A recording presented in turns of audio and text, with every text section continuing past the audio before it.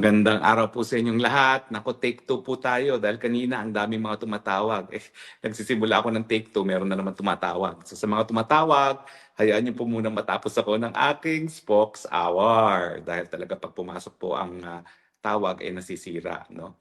Anyway, kaya po tayo magte-take two dahil importante po yung ating pag-uusapan at ito po yung ano ba ibig sabihin ng latest order ng ICC sa kaso ni Tatay.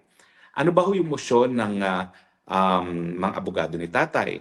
Well, ang motion po nila ay para magkaroon ng karagdagang expert witness nang malaman kung yung estado ng pangangatawan at pag-iisip ni Tatay Digong ay merong kinalaman doon sa mga bagay-bagay na kinukonsidera ng hukuman pagdating doon sa issue ng provisional release. So, ibig sabihin, yung katawan ba niya, pangangatawan niya at pag-iisip, makakaapekto ba yan doon sa number one, na po pwede siyang tumakas. Pangalawa, po pwede niyang paghimasukan ng ebidensya laban sa kanya. At pangatlo, pwede niyang takutin ang mga testigo.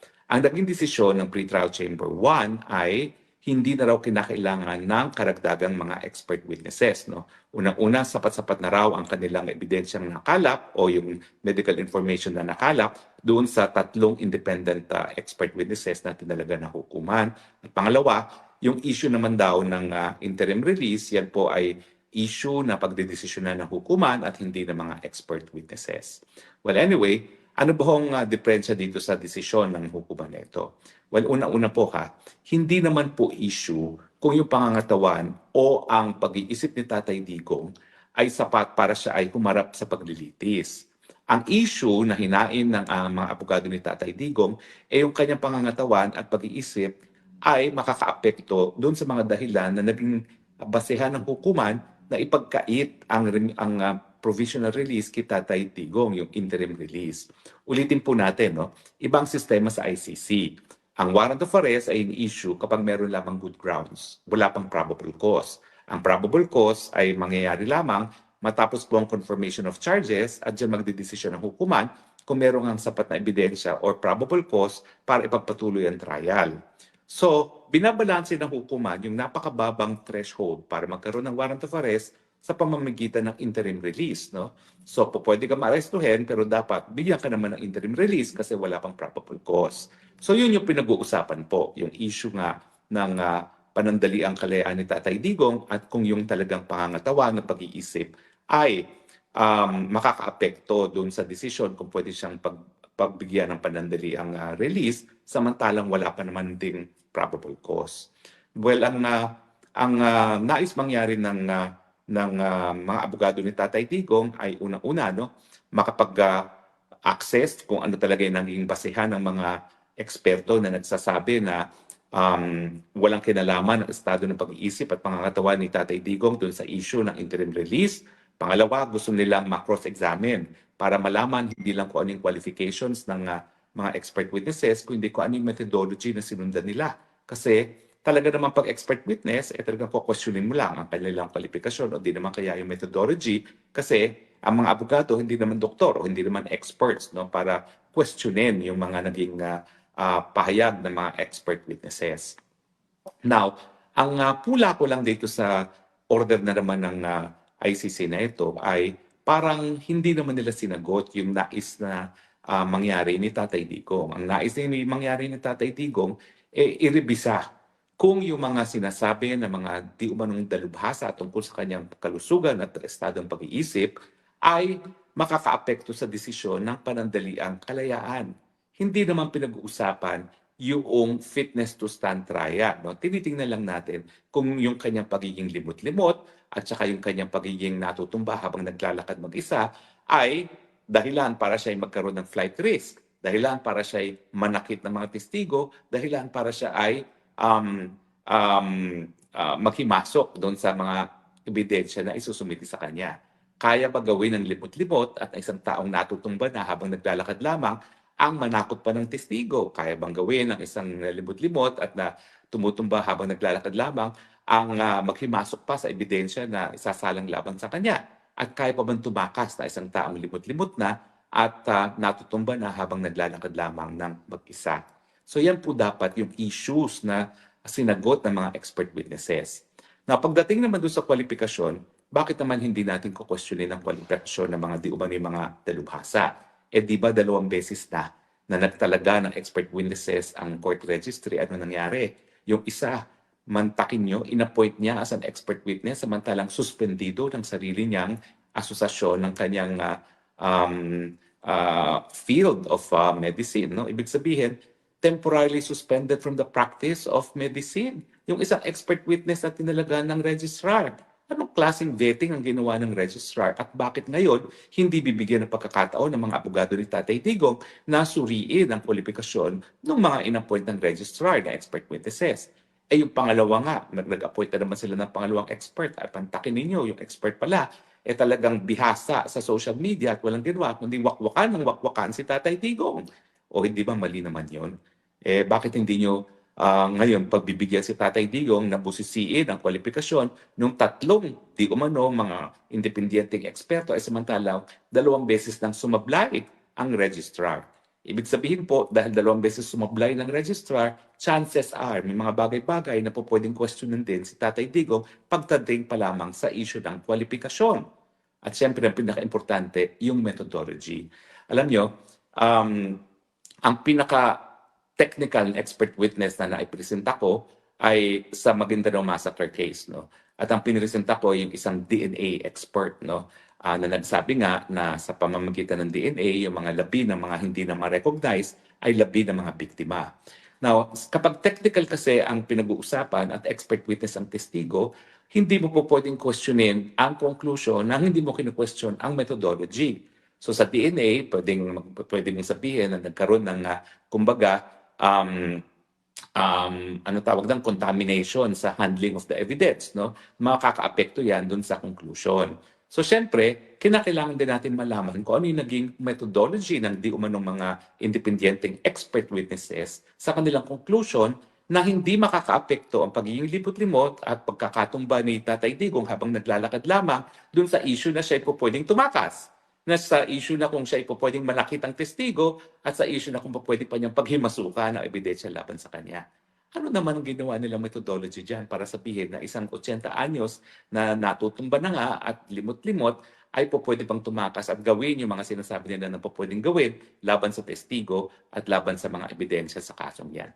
Sa tingin ko, ako mismo gusto kong malaman anong methodology ninyo dahil yung conclusion na yan ay napakaseryoso, no? Na para bagang walang kahit anong mali sa pag-iisip at sa pangangatawan ni Tatay Digong na kaya nga niyang takutin ng testigo, kaya niyang gumawa pa ng karagdagang mga krimen at kaya niyang tumakas. Sa totoo lang po, siguro kung may ganyang talagang estado ng pag-iisip at si Tatay Digong, nagawa na yan. Pero sa katotohanan, wala na po ang talagang estado ng pag-iisip at katawan para gawin yung mga bagay-bagay na yan. Ang kinakailangan ngayon ni Tatay Digong ay caregiver. Hindi niya kinakailangan ng kahit ng expert witnesses na magsasabi na walang diferensya sa kanyang pag-iisip at sa kanyang pangangatawan para gawin yung mga extraordinary na mga bagay-bagay na ginagawa ng mga krimen no, laban sa kanilang mga biktima. Ulitin ko po yung warrant of arrest, wala pong probable cause. Kaya nga po, importante para balansehin naman ang karapatan ng akusado sa ICC at para igalang ang karapatan ng kalayaan na talaga naman pong kinikilala sa karapatang pantao, dapat nagbibigay talaga ng interim release. At dito nga po, ang nais lang naman ni Tatay Digong, tignan natin pa. Tanungin pa natin yung mga ibang eksperto kung talagang yung pag-iisip at yung pangangatawan ay sapat para tumakas at gumawa ng mga krimen laban sa iba pang mga biktima o di naman kaya ay takutin ang mga testigo. So sa tingin ko po, itong desisyon nito ay nagpapatunay talaga na talagang kahit anong ihaing motion ni Tatay Digong, hindi nila tatantanan si Tatay Digong. Bakit? Dahil nga po ang issue ay yung survival mismo ng hukuman. Kung wala si Tatay Digong, wala na silang kaso. Nakatanga na lang sila sa ere kung hindi nila ipagpapatuloy ang kaso ni Tatay Digong na hindi naman po makatarungan. Siyempre po, ay naasahan pa rin natin anytime now yung decision pagdating sa jurisdiction. Uulitin ko po, yung ginawa ni Trump kay Maduro, wala pong pagkakaiba yan sa ginawa ni Marcos kay Tatay Digong. Kinidnap at sinurrender, illegal ang pamamaraan para makuha ang pagkatao ng isang akusado at sa tingin ko, sa larangan ng mga karapatang pantao, yan ay sapat na dahilan para ipatigil na ang jurisdiction ng hukuman at tuluyan ng ibasura ang kaso. Naku, nalulungkot ako kasi kanina mas marami tayong viewership. No? Ngayon, lumiit na ang viewership. Miski tinake 2 ko dahil nawala nga daw yung aking sound system. Pero to summarize, no? Ang latest pong order ng hukuman ay binasura yung motion ni Tatay Digong na magkaroon ng karagdagang expert witnesses para malaman kung ang kanyang estado ng pangangatawan at pag-iisip ay makakaapekto dun sa mga bagay-bagay na magiging basihan kung kinakailangan o pwedeng magkaroon ng interim release si Tatay Digong. Itong mga factors na ito ay yung posibilidad na siya tumakas, posibilidad na siya gumawa ng mga karagdagang krimen, at posibilidad na takutin ng mga testigo. Ang Tatay Digong naman ay nagsabi na hindi sapat, walang sapat na dahilan para sabihin na yung estado ng pag-iisip at pangangatawan ni Tatay Digong bilang limot-limot na at natutumba habang naglalakad mag-isa ay mga bagay-bagay na talagang papakita na pwede siyang tumakas, pwede siyang gumawa pa ng bagong krimen, at pwede pa siyang manakot ng testigo. At ang aking konklusyon naman po, ang aking pula dyan, ay wala naman dapat masama kung nagkakaroon ng karagdagang ebidensya dyan. Dahil in the first place, kaduda-duda naman yung kakayahan ng registrar mag-appoint ng talagang mga credible at mga kompetenteng mga expert witnesses dahil dalawang beses na silang pumalpak sa pag-appoint ng expert witnesses.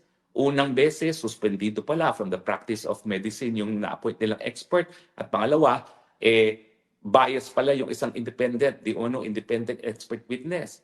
So kapag ganito ang mga ina-appoint na expert witnesses, meron talagang karapatan ang akusado na busisiin hindi lang ang kwalifikasyon ng di umanong mga expert witnesses, kung hindi yung kanilang methodology o yung mga pamamaraan nila para magkaroon ng konklusyon na wala raw kinalaman ang pagiging limot-limot ni Tatay Digong at pagiging natutumba habang naglalakad mag-isa sa issue na kung siya ay pwedeng tumakas, sa issue na kung siya ay pwedeng gumawa pa ng mga karagdagang krimen, at sa issue na kung siya ay pwede pang manakot ng mga testigo. Sa tingin ko po, mali na naman yung desisyon na yan at ako naman po'y kampante na i-appeal na naman yan sa appellate tribunal. Kaya nga lang, kung tama yung aking suspecha na talagang hindi nila bibitawan si Tatay Digong dahil yung very existence ng hukuman rin nakasalalay na kay Tatay Digong, wala rin pong mangyayari sa apila. Pero who knows, we can always pray for a miracle.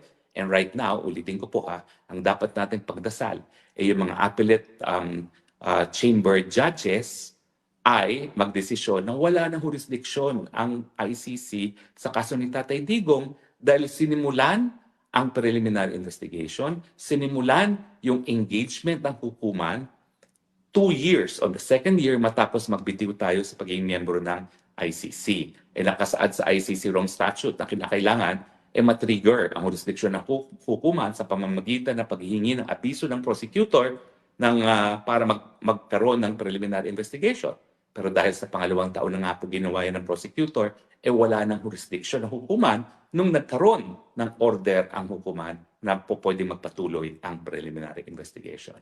Well, I believe in the power of prayers po. At lalong-lalo na kung 2 or more of us will pray. So pagdasal po natin, dahil sa tingin ko, yan po talaga ang pinakamalakas at baka tanging pamamaraan para mapauwi pa rin si Tatay Digong sa lalong mabilis na panahon. Pasensya na po kayo kung ako talaga ay umaasa pa rin na mapauwi si Tatay Digong dahil in the end, naniniwala pa rin ako that God will not allow an injustice to be done to a good man. At yan po si Tatay Digong. Sana po naintindihan ninyo itong latest order na naman ng hukuman at patuloy po tayo magdasal. Let's bring Tatay home. Salamat po sa inyong patuloy na pagtangkilik. Ito po ang inyong spokesang bayan nagsasabi, I love you, Tatay Digong. I love you, Philippines. You're the only country that I have. You're the only country that I will love. God bless the Philippines.